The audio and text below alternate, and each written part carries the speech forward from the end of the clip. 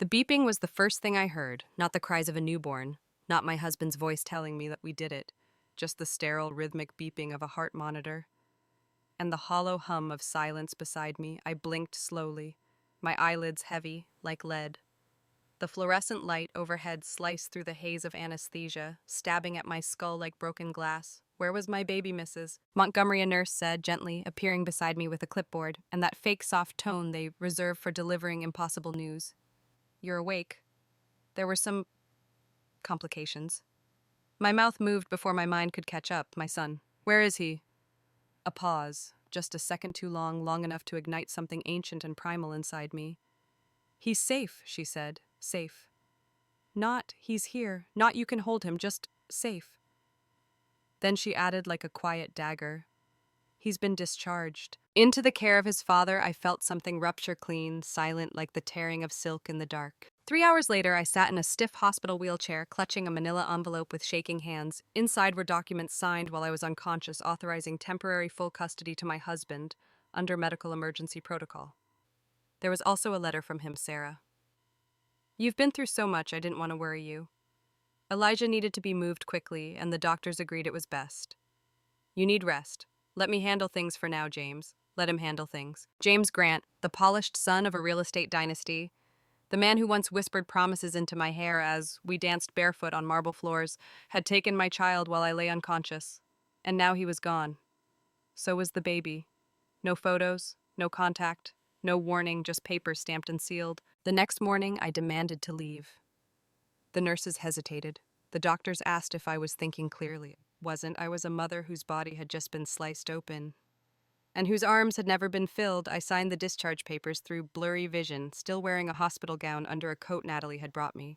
Natalie, my oldest friend, and the only one who hadn't fallen under the charm of the Grant family. We drove in silence to the mansion. Grant Manor stood like a marble lie on top of the hill, proud, cold, ancient. The security guard at the gate didn't even let the car stop. He handed me a folded legal notice through the window. For your well-being and mental stability, visitation is temporarily suspended until further psychiatric evaluation is completed. Any violation of this order will result in legal consequences. Natalie crumpled the paper in her fist before I could react.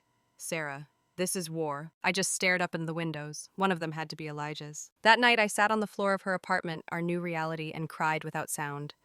My body ached in places no one could see. My soul, even deeper. I called James' voicemail, I texted, I emailed. I even tried reaching out to his mother, Evelyn Grant, the ice queen of Brentwood, who once told me at a dinner party that the Carter bloodline didn't blend well with legacy. No response. 2 days later, a package arrived by courier. Inside was a silver bracelet, Elijah's name engraved on it. No note, no photo, no proof he was okay, just a message. You're out. By the end of the week, the headlines began. Grant heir welcomes son without wife at his side postpartum crisis. Sarah Montgomery under evaluation. Family sources confirm stability issues. With former wife. Former wife.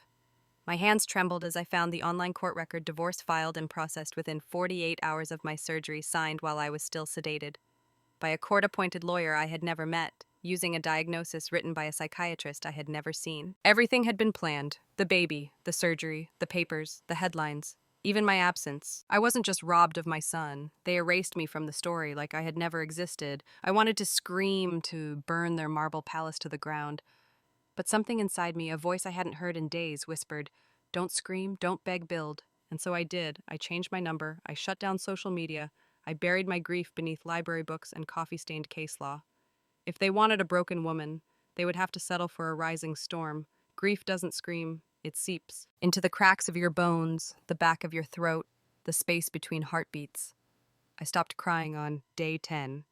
Not because the pain had dulled, but because I realized no one was coming. Not to apologize, not to explain, not to save me. James had won, and I had become the ghost they created, the unstable ex-wife who vanished conveniently after childbirth. Her credibility buried beneath sealed court files and media spin. But ghosts don't disappear. We learn how to walk through walls. I moved into Natalie's guest room, a converted laundry space with no windows and a door that didn't lock properly. At night, I lay on the floor with a hand on my stomach where Elijah had once been tracing the silence he left behind.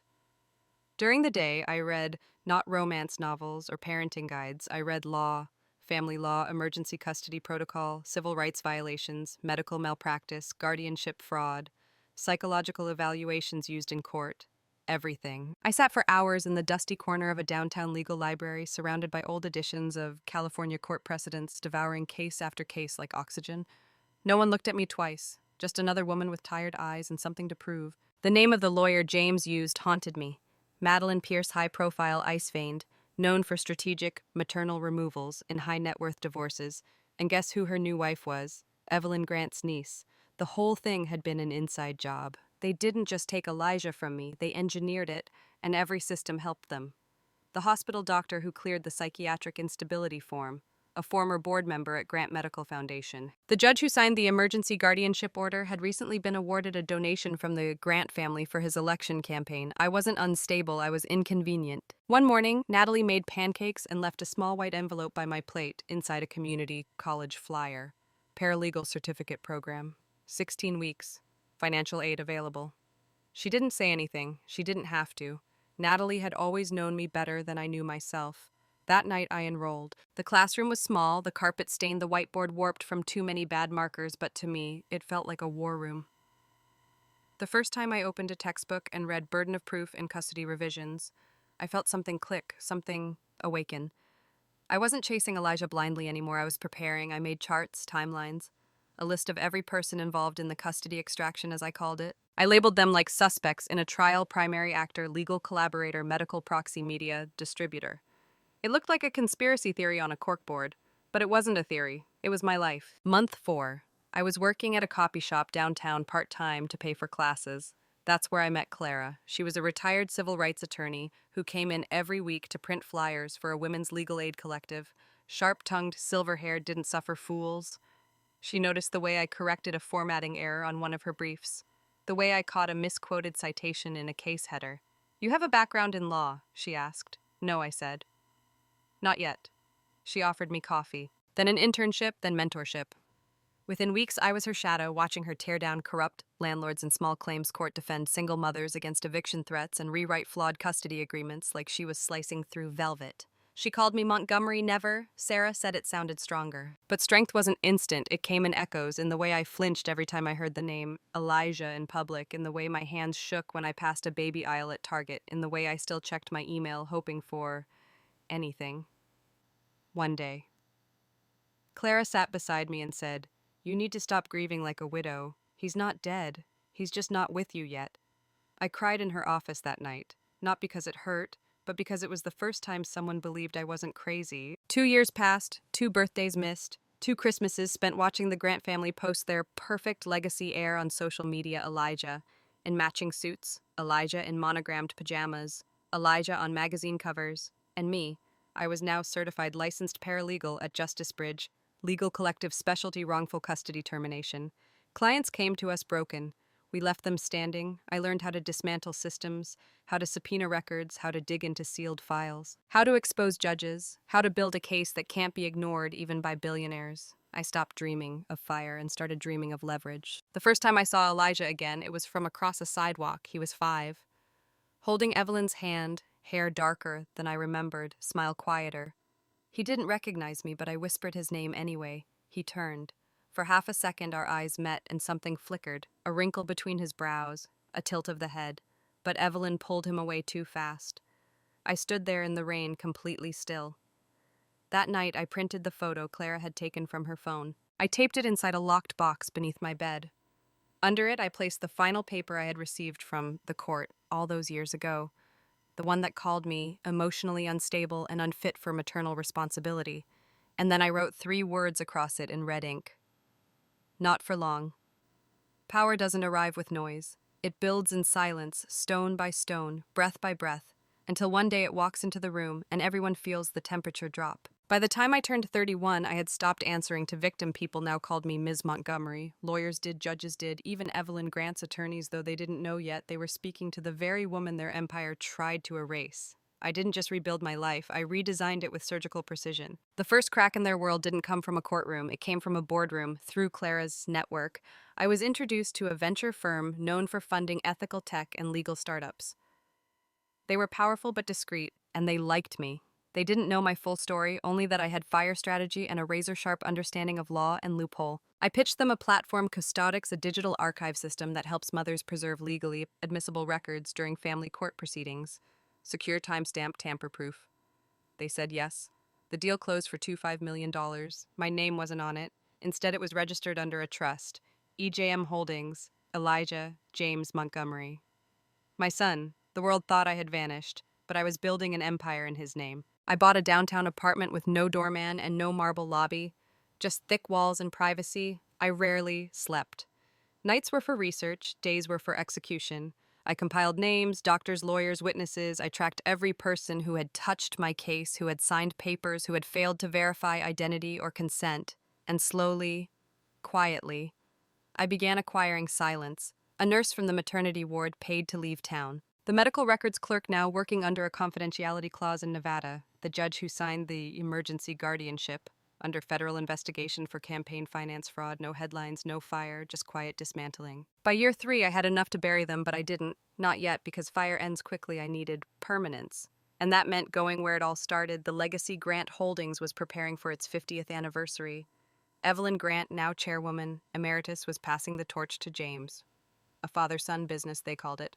No mention of the wife, the woman who bore the heir. Me, so I made them an offer. Through a third-party acquisition firm, I purchased 17% of their largest rival Redmere Real Assets, a silent partnership disguised under another layer of shell companies in Redmere. They were about to launch a hostile bid against one of Grant's oldest luxury properties. Suddenly, Evelyn Grant found herself in a bind, and the name EJM Holdings kept showing up in the meetings. Unfamiliar, mysterious, unstoppable. I kept tabs on Elijah, too. I never broke court orders, never approached him, never gave them a reason to take out another injunction. But I knew his school, his allergies, his handwriting. Every year on his birthday, I mailed a letter, not to their house, but to a post office box only Clara and I knew. He was too young to check it, but one day he would. Inside each letter I wrote, "You were born with truth in your blood. I never left you. I only stepped back to build a place strong enough for us both, Mom." Then came the invitation. A mistake. A glorious, arrogant mistake. The Grants were hosting a legacy dinner gala, a black tie celebration of vision, values, and generational power. Invitations went to major donors, shareholders, and public figures. EJM Holdings, now listed among Redmere's elite silent backers, was offered a seat. And in their ignorance, they addressed the letter to Ms. Montgomery, Chief Strategy Officer, EJM Holdings. I stared at the envelope for nearly 5 minutes. My name on their stationery, written in gilded script. After all these years, I didn't cry, I didn't shake, I smiled. Slowly, they had called me back to the palace, not knowing I'd come wearing the crown. That night, Natalie brought over a bottle of wine. Clara joined too. 3 women, 3 survivors, 3 minds, sharper than any blade. We sat in silence for a long time before I finally said, "It's time." Natalie raised her glass to what I looked out the window, to walking in through the front door. The days leading up to the gala, I did what any queen would. I prepared. I hired a private stylist, tailored a black velvet gown with gold accents, elegant but sharp enough to draw blood with a glance. I chose a clutch small enough to hide a flash drive. And I rehearsed my entrance until every step was a statement. This wasn't just a party, it was an execution. I booked a driver, not a limo, a sleek, silent sedan. I wanted to arrive quietly because that's how justice walks in. Not with fanfare, but with finality. On the night of the gala, as I stood before the towering entrance of Grant Manor, floodlights spilling across marble steps, I felt calm. Not afraid, not angry, just ready. The butler at the door glanced at the name on the list, paused, looked up at me. "Ms. Montgomery." "Yes," I smiled. "Tell Evelyn her legacy has arrived. The Grant legacy."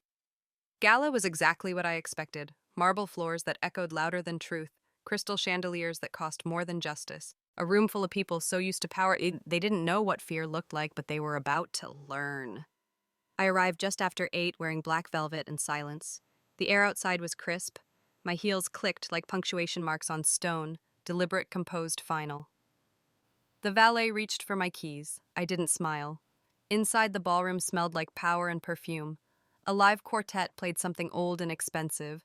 Waiters glided past with trays of champagne. And at the center of it all, Evelyn Grant stood like a statue carved from frost, her diamonds catching every light but never warming it. She didn't recognize me at first. Of course not. She had paid good money to forget. Ms. Montgomery, her voice sliced through the music like the clink of ice in glass. Evelyn, I said, her smile froze. I wasn't aware you'd be attending on behalf of EJM Holdings Surprise, I said, sipping the champagne she paid for. I've always had a thing for legacy. Her eyes narrowed just slightly, calculating, but it was too late. The room had noticed us. James appeared beside her, his tuxedo perfect, his arrogance eternal. Sarah, he whispered, almost laughing. You have some nerve, not nerve, I interrupted. Evidence, he paled. Because he knew that tone, he remembered it from our late-night arguments, the tone that meant I had receipts. A bell rang, a staff member announced the start of the legacy presentation. I followed the crowd into the main hall, taking my assigned seat near the stage prime placement thanks to EJM Holdings' generous investment. As Evelyn took the podium, the room fell silent. She spoke of family, of values, of vision, of building a dynasty that would last beyond names. I waited, calm, composed hand resting lightly on the clutch that held the flash drive. Then she said it. Tonight we celebrate not just the past, but the next generation, our future, our heir, Elijah James. Grant applause erupted, and I stood. The silence hit like a slap. Every head turned. Evelyn blinked. Ms. Montgomery, is there an issue? I stepped forward, slowly pulling the mic from its cradle. Yes, I said, my voice steady. There is. I'm Sarah Montgomery, former wife of James Grant, biological mother of Elijah James Grant. And the woman you erased to manufacture this perfect legacy. Gasps. A camera clicked. Someone dropped a fork. Evelyn's face drained of color. I was unconscious when you took him, I said. You falsified psychiatric records, you filed divorce papers without my consent. You used your money, your connections, your lies. James lunged forward. That's enough. No, I said, turning to him. You've had enough, and I clicked the remote. The projection screen behind me lit up audio recording 1. Get her out of the picture. The baby needs our name, not her instability. Evelyn Grant audio recording 2. It's already done. The lawyers and judge signed. She'll wake up and it'll all be over. James Grant medical report excerpt, patient stable. No indication of postpartum psychosis. No evaluation conducted. Dr. Calton handwriting. Altered post factum court document analysis. Signature mismatch, timeline discrepancy. Witness statement redacted. The room didn't erupt. It collapsed in shock and shame and silence. I let the evidence roll across the screen behind me. Photos, documents, emails, legal filings, all neatly packaged, time-stamped, undeniable. And then the final image appeared. A photo of me holding a newborn Elijah, taken seconds before I was sedated for emergency surgery. Smiling, glowing whole. This, I said softly, pointing at the screen, was the last moment I was allowed to be his mother. A ripple of murmurs spread through the crowd. Reporters were already on their phones, lawyers whispering, stockholders frowning. I turned back to Evelyn. You built your empire on image, but legacies aren't built on marble and money. They're built on truth, on blood, on the moments you tried to bury. Then I looked at James. You taught our son that I was gone, that I didn't care, but tonight he'll see this. He'll know. And one day, when he's old enough, he'll ask why you were so afraid of me. He opened his mouth, but no words came. Because what can a thief say when the stolen thing walks back in wearing armor? I stepped down from the stage. No one stopped me. No guards, no lawyers, no denials. The room had swallowed its power and choked on it. Clara waited for me outside, seated in the car, her hands folded neatly. I slid in beside her, still holding the flash drive. Well, she said that was biblical. I stared out the window. I didn't do it to destroy them, I whispered. She nodded. I know I did it so my son could one day choose to come back. Later that night, I received a message, anonymous. No words, just a photo. Elijah, 7 years old, sitting on a bed, holding one of the letters I had written. He was smiling. I pressed my hand to the screen, breath caught between past and future, and in that still moment I knew the war wasn't over. But the silence was. They say justice is blind, but they never talk about its silence. The kind that walks into court without a single raised voice and walks out with everything that matters. 2 weeks after the Grant Legacy Gala headlines exploded, whistleblower reveals Grant Empire custody fraud. Ex-wife reemerges with legal bombshell against billionaire family. Elijah Grant's true mother steps forward with evidence. But I didn't care for headlines. I cared for the hearing. Superior Court of Los Angeles, Sarah Montgomery versus James Grant. Petition full restoration of parental rights. They tried to delay it. Evelyn's team filed emergency motions. James's attorney cried character defamation. They even tried to declare me mentally unfit again. But this time I came armed. I had Clara beside me. I had a decade's worth of airtight evidence. I had letters, timestamps, expert testimony, chain of custody logs, and medical reports scrubbed clean of lies. But most importantly, I had myself, no longer broken, no longer voiceless. A mother who never gave up. A woman they should have feared the moment they left her with nothing to lose. The courtroom was quiet that day, not tense, just waiting. Judge Harmon, a man with gray temples and eyes that had seen too many custody wars, looked over his glasses at James and Evelyn. "I've reviewed the submitted documents," he said, his voice calm but hard. "And I must say this is one of the most egregious miscarriages of familial justice I've seen in my tenure."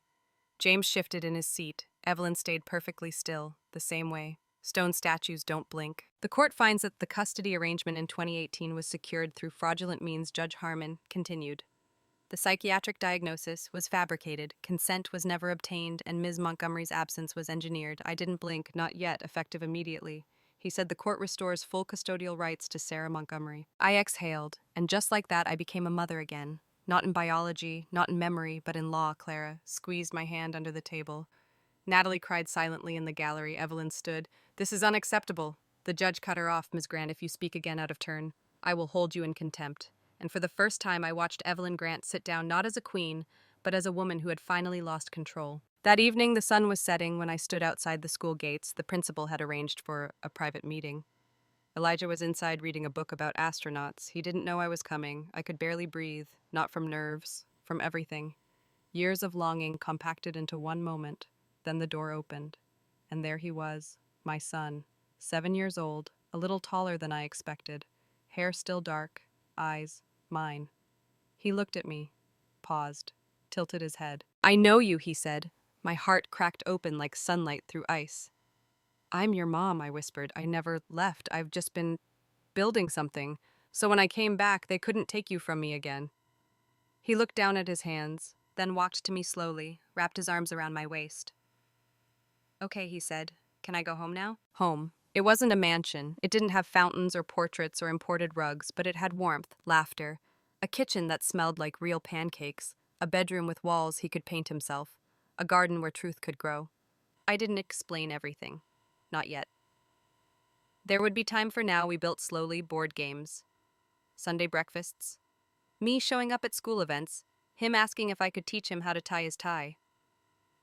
One night I found the letterbox, the one Clara and I had been mailing to. He'd kept all of them, every word, every page, every "I love you." 6 months later, Grant Holdings collapsed in a spiral of investigations and civil suits. Evelyn was indicted for document forgery and judicial bribery. James lost his board seat. Their family name, once synonymous with legacy, became a cautionary tale. But I didn't celebrate because I hadn't come for revenge. I had come to correct the record. I used part of my settlement money to buy one of the Grant estates, the one Evelyn used to host tea parties on Sundays. I renamed it Elijah House, a center for displaced mothers and children failed by the legal system. The front steps are wide, the windows open, and no one is ever asked to prove they're worthy of love. On opening day, Elijah cut the ribbon himself. "Why did you call it Elijah House?" he asked later. "Because you were the reason I fought," I said. "And now you're the reason others get to stay." There's a photo of us in the front lobby.